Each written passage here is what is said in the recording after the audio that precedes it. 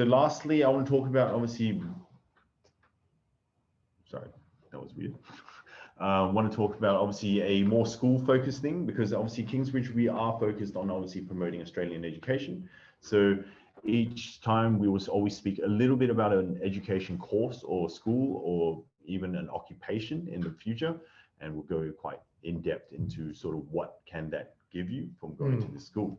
So today's obviously one we're going to speak about the Australian Professional Skills Institute. They are based up in Perth CBD, obviously on Wellington Street. Quite in the heart of pretty much in between East Perth and Perth, right? Yeah. Quite near to MacGyver train station. Australian Professional Skills Institute is a registered high cost provider, has strong focus in the following courses. The ones we'll speak to you today about obviously will be commercial cookery, which will lead to a degree, and also business management, which can also lead to a degree. They have a strong ground of industry partners, which they work with to filter out for their hospitality program and also their aged care program, which are quite prominent hotels that are in Perth, which actually provide their students with really strong work placements. That's also all the aged care facilities. Yeah, obviously for the community, so the community services and health and community sector. So it's actually pretty good. They're a strong program. They're located, as I said, in the city, very easily accessible. They're close to student housing sort of accommodations, such as Campus Perth. There's a sort of all the student housing all along the top end of that map. Close to shopping areas such as the city and walking distance to restaurants and parks. It's actually a very convenient city location as it's outside of campus. Generally speaking, the first course I want to speak about from Australian Professional Skills Institute would be a business management and / hospitality-ish kind of program, not including commercial cookery. The program will go from a Cert 3 to a diploma. And obviously outlining the duration of the program should always be about 2 years, okay? The English requirement is 5.5 with no bands less than 5. And the articulation from this course will go from a Cert 4 diploma to 8-unit exemption for a Bachelor's of Business, Commerce and Tourism and Hospitality at BCU. This is highly beneficial for students looking for pathways to university, and also this will also give students a broader range of occupations they can achieve upon going to university, such as accounting, project management, and obviously marketing and so and so. Second course I'll speak to you guys about is obviously commercial cookery and pâtissière. It's generally the fundamental units is Cert 3 to advanced diploma, although you can stop at diploma.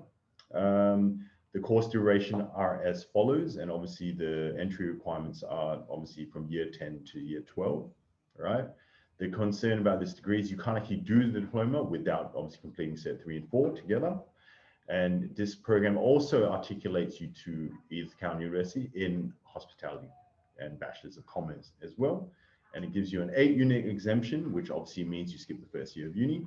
You get to sit the last 2 years of uni, and obviously the price is a lot cheaper. What would you say if somebody did their first year at an institution like APSI and not the first year at uni? I mean, how much of a difference would it be, and would it delay their graduation or anything like that? No, I think like in the end of the day, if we look at it in another perspective, I believe that it's actually cheaper. For example, it's marginally cheaper than going to, let's say, foundation school linked to a uni. Which every semester would cost you about $30,000. While this program is $22,000 for the full program. So you save it's 1/3 the price of doing the foundation school programs to get into uni. So if you are doing such things such as commerce and hospitality, it's always good to do these programs because it is, one, cost effective, and two, obviously you save dramatic amounts of money, and obviously you get the same sort of articulation as those colleges as well. Okay. Commercial cookery, generally speaking, the way we look at it, if you would just do the course, and we relate this back to obviously employer nominated, and also things like skill assessments. Mhm. We'll look at it as when you complete this course, you will generally do your skill assessment with TRA for the Job Ready program under the PSA, which is the initial part of the Job Ready program, which requires 360 hours and also a completion letter from the school.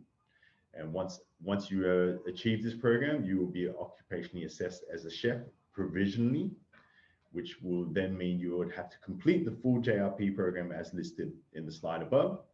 And then from there, you will be on the occupation list as a chef. And from there, visa options available for you. Obviously, the graduate visa for the PSA and the 482, the 494 and 186, I presume. Yep.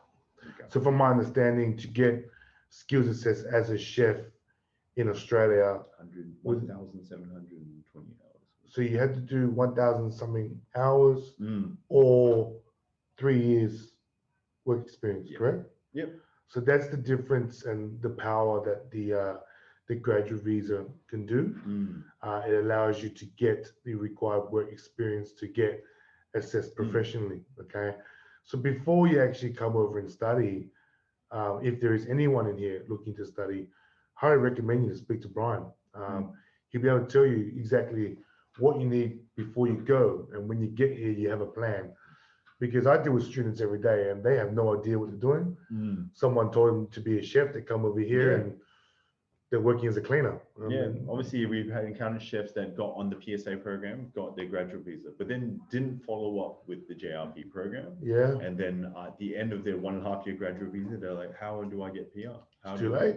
It's too late. It ends up Too being late. too late for them to actually Yeah, accumulate these things. And then they face obviously having to return back to the go country. home, do 3 years in your home country, Yeah. and come back. So plan well in advance, Yeah. okay, so that you know what to expect when you get in. All right. Lastly, I'll just do a little cost breakdown. The courses, generally speaking, this is the price list, right? But obviously what I'm going to be talking about is what we spoke about before. The average price of foundation colleges is about $60,000 to get you into the second year of uni. While a school like APSI, which has articulation programs with a university such as Edith Cowan University, will get you into the second year of uni at about 20,000 to 24,000, depending on your pathway. If you're going to hospitality, it might be cheaper. Business even cheaper, but if you're doing commercial cookery to get into uni, it's a little bit more expensive. Okay, you pretty much get the same level of education and you pay 1/3 the fee. Mm. Yeah.